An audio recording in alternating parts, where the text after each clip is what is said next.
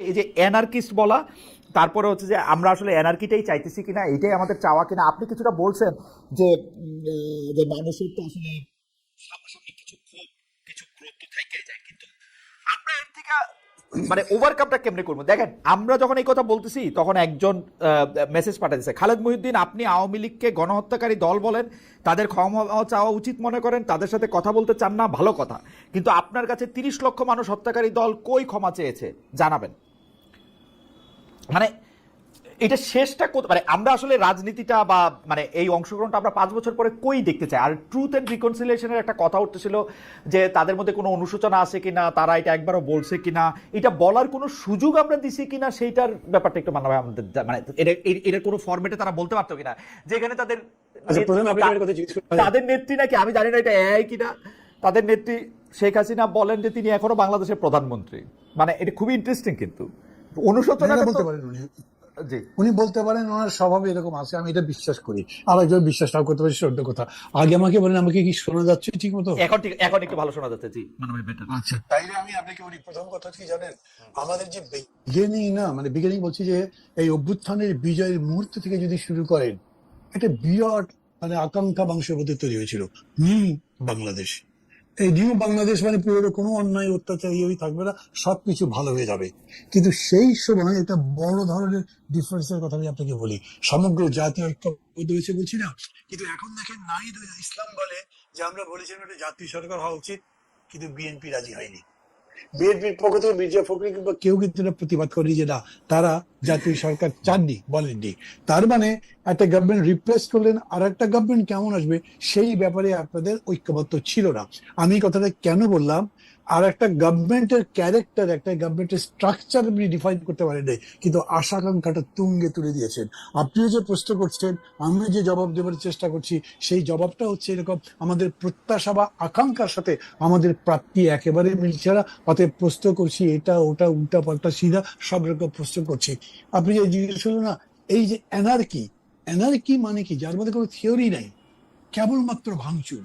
নৈরাজ্য জিনিসটাই এরকম যে যার মধ্যে কোনো ইথিক্স নাই, কোনো ডাইরেকশন নাই। কিন্তু বাংলাদেশে একটা আপনার সংস্কার প্রক্রিয়া চালু আছে, সমস্ত মানুষ মনে করছে আমরা সবকিছু বদলে ফেলবো, নতুন কিছু জিনিস নিয়ে আসবো এবং সেটা সবার জন্য সুখকর হবে, যেটা আমরা এনজয় করতে পারবো। রিয়েলিটি হচ্ছে এরকম কোনো কিছু হয়নি। অতএব আপনি নিশ্চয়ই জানেন যে বুয়েটের ছেলেরা মানে ভাই আপনি আগে মাঝখানে এই কথা একটু বলেন না, আপনি বলতেছেন জনগণের মধ্যে আকাঙ্ক্ষা তৈরি হয়েছিল। আমি যদি এটা চ্যালেঞ্জ করি, জনগণের মধ্যে এই আকাঙ্ক্ষা তৈরি হয় নাই। আমি যদি বলি জনগণের মধ্যে আকাঙ্ক্ষা তৈরি হয়েছিল আওয়ামী লীগকে শাস্তি দেওয়ার জন্য, তারপরে কি হবে কি না এটা জনগণ জানতোই না। এটা আপনি জানতেন, কিন্তু আপনি খুব জনগণ জানতো না, কারণ আমি ওইরকম করে যদি বলেন তাহলে আকাঙ্ক্ষার কোনো লক্ষণ দেখি না। ওই রকম করে যদি বলেন তাহলে আমি বলবো আমিও জানতাম না। এই যে এই আকাঙ্ক্ষাটা হয় খুবই ব্রডলি, এত পার্টিকুলারলি আপনি বুঝতে পারবেন না। পায়ের সুইচ না, আপনি মনে করছেন যে এই জুলুমটা গেছে, এই জালিমটা গেছে, তাহলে এখন শান্তি হবে। এটা হলো কমন আইডিয়া, এটা বলছি। মুক্তিযুদ্ধের সময় কেউ বলে নাই আমরা এই যে 4 মূলনীতির কথা বলেছিল, এই আপনার গণতন্ত্র, ধর্মনিরপেক্ষতা, সমাজতন্ত্র, এগুলো মানুষের মধ্যে ছিল না। এইখানে ধর আমরা যেরকম করে বলছি সেকেন্ড রিপাবলিক, এগুলো মানুষের মধ্যে ছিল না। কিন্তু কমন জিনিস হচ্ছে এই অত্যাচারটা থাকবে না, এই নির্যাতন থাকবে না, এত কষ্ট থাকবে না। এটা সব মানুষই আকাঙ্ক্ষা, প্রত্যেক মানুষই তার জীবন আরো উন্নত করতে চায় না? তো যখন আপনি এগ্রিগেটলি যাচ্ছেন, তো এগ্রিগেট ইন্টারেস্টটা হচ্ছে যে রাষ্ট্রটা বেটার হবে, সমাজ বেটার হবে, সরকারটা ভালো হবে। এই অর্থেই বিষয়টাকে ধরেন। এত তারা স্পেসিফাই করে ল্যাঙ্গুয়েজ দিয়ে কত সুন্দর সুন্দর ভাবে ভাবছে, ওই জিনিস ভাববেন না। তাহলেও আপনি দেখবেন ওটার সাথেও মিলে নাই। কারণ হচ্ছে যে এখন সে থানায় যাচ্ছে, সে মামলা দিতে পারছে না, জিডি নিচ্ছে না, তদন্ত করবার জন্য বলছে পুলিশ ডরছে না, এখনো টাকা দিলে পুলিশও ডরে না, অফিসারও ডরে না, সে মনে করছে কোনো জিনিসই হয় না। এটাও একটা এনার্কি বলেছে তার কাছে, এবং সবকিছুর উপর অনাস্থা দিচ্ছে। সেই রকম সময় আবার খেয়াল করেন, সরকার যারা আছে তারা কোনো আশার কথা শোনেন নাই, কোনো কনফিডেন্সের কথা শোনেন নাই, এবং তারা যে একটা সাকসেসফুল হওয়ার জায়গায় যাবে তারা। যখন ডক্টর ইউনূস বলেন যতদূর আমরা ঐক্যবদ্ধ হই ততদূর করবো, যতদূর পারি না ততদূর ছেড়ে দেবো, তার মানে আপনি তো সারেন্ডার করলেন। ফাইট করে দিয়ে আসবে তা বলছেন না, আর্গুমেন্ট করে নিয়ে আসবে তা বলছেন না, আপনি এরকম করে বলছেন না যে আমি রুল করব ওভার এনার্কি, তা বলছেন না। না। মানে এনার্কিটা কিরকম হচ্ছে, যার যেরকম ইচ্ছা বেরিয়ে বেরিয়ে বসিল করছে, যেরকম ইচ্ছা সেরকম দাবি তুলছে, ওটার মধ্যে কিন্তু লজিক আছে। আপনি যখন বলছেন যে আমি একটা বৈষম্যহীন সমাজ করব, তখন বেতনের ক্ষেত্রে যত বৈষম্য আছে, যতগুলো স্কেল আছে, প্রত্যেক জায়গাতে আছে, তারা প্রত্যেকেই তো ধর্মভোগ করতে পারে, অর্জন করতে পারে, তাদেরকে আপনি নৈরাজ্য ভাবতে পারেন, কিন্তু এটা হয়তো নৈরাজ্য নয়।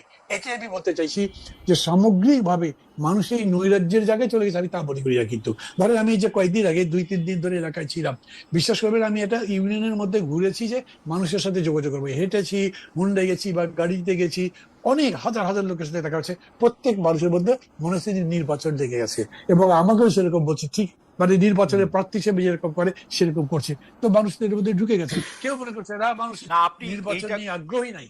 আপনি এটা খুবই পরিধানযোগ্য কথা বলছেন। আমি একটু আশাফ ভাইয়ের কাছে আসি, যে আশাফ ভাই আপনি যদি একটু বলেন জনগণের মধ্যে ওই আকাঙ্ক্ষা তৈরি হয়েছিল কিনা, যেটাকে একটা আদর্শ জায়গা থেকে এটা বলা যেতে পারে। আরেকটা জায়গা আমার অবজারভেশন হচ্ছে যে মান্না ভাই বলতেছিলেন যে এই সরকার কিছুটা নির্লিপ্ত হয়ে দেখতেছেন, আমি দেখি যে পুরাটাই নির্লিপ্ত। আমার কাছে মনে হয় ইউনূস সাহেব একটা ধাবমান ট্রেনে বসে আছেন, উনি ট্রেনের জানালা দিয়ে দিনটা দেখতেছেন, একবারের জন্য স্টেশনে নামতেছেন না। এবং এই এই এই জায়গাটা থেকে উনার স্টেশন, ভালো স্টেশনটা আসলে উনি ভালো করে নামে পড়বেন আবার। প্রথমে বলি জনগণের আশা আকাঙ্ক্ষার জায়গাটা পৃথিবীর কোথাও পরিবর্তনের সময় জনগণ একাডেমিক ল্যাঙ্গুয়েজে তার আশা আকাঙ্ক্ষা বর্ণনা করে না। তিনি থানায় গেলে ব্যবহার ভালো পাবেন, বাজারে মাছ কিনতে অন্তত ছোট মাছটা কিনতে পারবেন, রাত্রেবেলা ঘুমাতে পারবেন, এগুলোই তার প্রত্যাশা। এগুলোকেই রাজনীতিবিদরা বা একাডেমিশিয়ানরা বসে রাষ্ট্রের সংস্কার করে, আপনার শাসনতন্ত্রের সংস্কার করে এবং অ্যাডমিনিস্ট্রেটিভ সব অর্ডিন্যান্স জারি করে আপনার কাছে পৌঁছে দিবে। এই আকাঙ্ক্ষা কিন্তু শুধু জুলাইতে ছিল তা না, এই আকাঙ্ক্ষা 15 বছর। কিন্তু আশা ভাই আমি আমার শুধু 2 পয়সা দিয়ে রাখি, 2 পয়সার নোট দিচ্ছেন। আমার কাছে মনে হয় যে এই আকাঙ্ক্ষার ব্যাপারটা আপনি আবার চেক করে দেখেন। আমার কাছে মনে হয় যে বাংলাদেশের মানুষ ভাবে যে আওয়ামী লীগ যে ফাইজলামিগুলি করছিল, এখন আওয়ামী লীগ গেছে, এগুলো এখন আমি করবো না, এটা ভাবে না। তাইলে এতগুলি ফালতু মামলা আসতো না, এতগুলি ফালতু মব সৃষ্টি হইতো না। আচ্ছা, প্রথমত হচ্ছে যে আপনি খেয়াল করে দেখবেন যে 36 দিনের আগেও এই যে 3000 মানুষ গুম হয়েছে, তাদের আত্মীয় পরিজন আছে না? তারা নিশ্চয়ই কায়মনোবাক্যে প্রার্থনা করেছে যে এই সরকার যেন যে কোনো ভাবে বিদায় হয়। কাজে আশা আকাঙ্ক্ষাটা ছিল এরপরে গুম হবে না, আয়নাঘর হবে না। এরপরে আমি গুম করব, ওই যে ও যে আমারে গুম করছে, আমি তারে গুম করব, এটা হলো আমার আশা। আচ্ছা, এই প্রবণতা কিন্তু অস্বাভাবিক না। এখন কিন্তু তারা করেছে এখন পরে বা পাকিস্তান আমলের পরে আমরা কিন্তু ওই চেয়ারগুলোতেই বসতে চেয়েছি, পরিবর্তন করতে চাই নাই। আমরা চেয়েছি যে তাকে স্যার বলেছিলাম, এখন আমাকে স্যার বল। কাজেই পরিবর্তনটি সে নিজের নিয়ন্ত্রণে নিয়েছে, কিন্তু এইটা কত অংশ মানুষের মত, এটা তো গুটি কয় মানুষের কিভাবে, তারা তো ক্ষমতায়নের অংশ না। আমরা গ্যালারিতে আছি, আমরা ক্ষমতার অংশ না। আপনি খেলতেছেন, আমরা গ্যালারিতে হাততালি দিচ্ছি তো। না, নিশ্চয়ই দিচ্ছি। এই কালচারটিরও তো আমরা বলছি যে একটা পরিবর্তন দরকার, যে কারণে আমরা বলছি যে অপরচুনিটিটা কি হাতছাড়া হয়ে গেল কিনা। আচ্ছা, এবার ইউনূস সরকার সম্পর্কে আপনাকে আমি বলি, এটি একটা অভিনব সরকার। একটা ধরেন আগের তত্ত্বাবধায়ক সরকার 3 মাস থাকবে, তাদের মধ্যে আমরা তোড়জোড় দেখতাম। এই সরকারের তো কোনো মেয়াদকাল ছিল না, এখন না হয় নির্বাচনের সময়কাল দিচ্ছে। এটি একটি ধরি মাছ না ছুঁই পানির সরকার, এবং যে নিজে কোনো পানি লাগাবে না, কাদা লাগাবে না, আবার ভদ্রভাবে বলবে বাচ্চারা ঠিক হয়ে যাও, ছেলেরা সবাই লাইনে বসে পড়ো, কিন্তু কেউ যদি না বসে তার ব্যাপারে তার কোনো অভিমত নাই। এই যে সরকার 3 মাস আগের থেকে বলেছে যে তারা মবকে কঠোর হস্তে দমন করবে, কিচ্ছু দমন করেছে না। তারা বলছে মব হচ্ছে প্রেসার গ্রুপ, মন্তব্য করা ছাড়া। আপনার আমার প্রিয় আমরা সচিব বলেছেন যে এটা প্রেসার গ্রুপ। দেখেন, আমরা প্রেস সচিবকে এই কথা বলতে শুনেছি। ইতিহাস ঠিক জানে এটিকে মব বলবে না প্রেসার গ্রুপ বলবে, কিন্তু আমরা সরকার থেকে দেখতে চেয়েছিলাম যে সে যেন ফ্যাসিলিটেটর হয়, সে যেন মডারেটর হয়। মডারেটর কিন্তু কখনো কখনো দয়ালু হয়ে উঠলে হবে না। এই যে আপনি যে আজকে রাজনৈতিক দল দুটির কথা, বিএনপির কথা তো আমরা সবাই জানি, বিএনপি বদলেছে কিনা বিএনপির নেতারা বলতে পারবেন, আমরা দেখতে পাচ্ছি না। এমনকি যেই কারণে মানুষের ধরেন আশা আরো কমে গেছে যে ইলেকশন হলে তো হয়তো বিএনপি পাওয়ার আসবে, সেই বিএনপি, এটা আমাদের বক্তব্য। দ্বিতীয়ত জামাতকে তো আমরা মনে করছি, জামাত ভাবছে জামাত তো পাওয়ারে আছে, এই জন্য তার নির্বাচনে যাওয়ার দরকার নেই, নির্বাচনে গেলে তো সে অপোজিশন হয়ে যাবে। কাজেই কি করে জামাত সচিবালয়ে ঢুকলো, কি করে বিশ্ববিদ্যালয়ের ভিসি হলো, কি করে ডিসি হলো, কি করে এসপি হলো, এটি আপনি বের করেন। কিন্তু আশা ভাই আপনি আমার চেয়ে ভালো জানেন, কিন্তু আমি আপনাকে বলি এই থিওরিতে তো বিএনপির একই অবস্থা।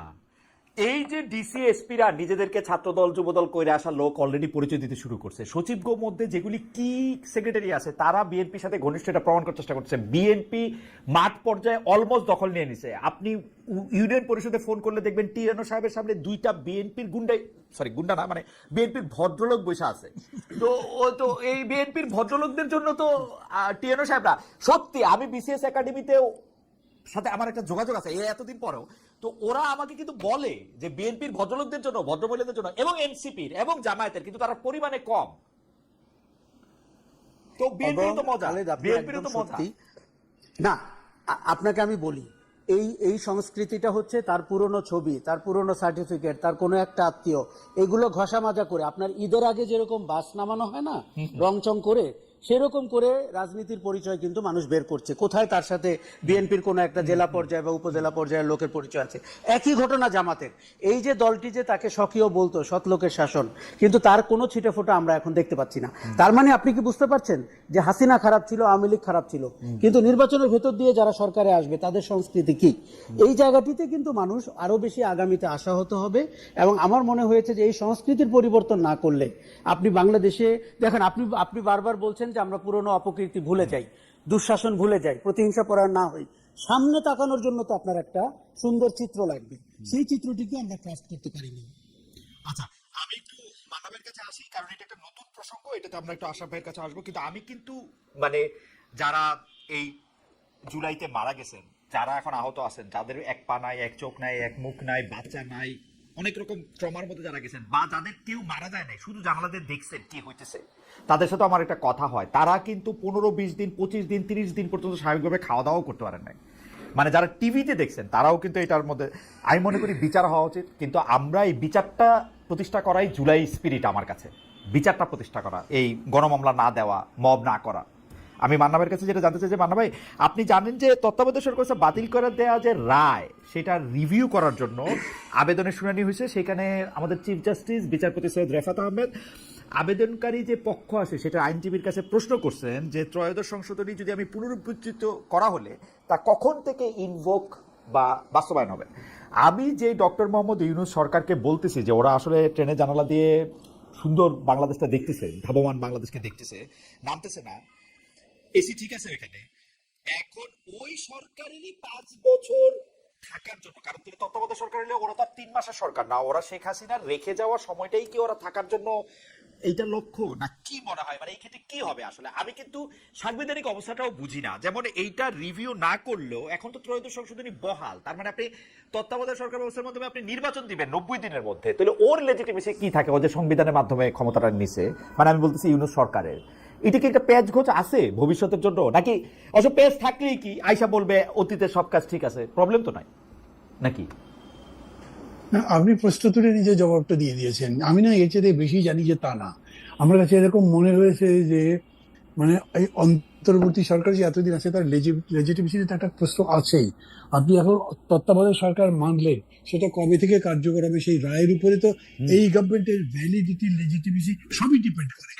তারা আমাদের তারা এই জায়গাতে ওয়ার্ল্ড আছে, তারা ওই কারণেই অ্যাপিলটা করেছে যাতে ইমিডিয়েটলি এটা কার্যকর করা না হয়। তারা নির্বাচন দিয়ে দেবে, তারপরে হবে। তার মানে এই ইলেকশনের পর থেকে যাতে তত্ত্বাবধায়ক সরকার ব্যবস্থা চালু হয়, এটাই বর্তমান সরকার চায়।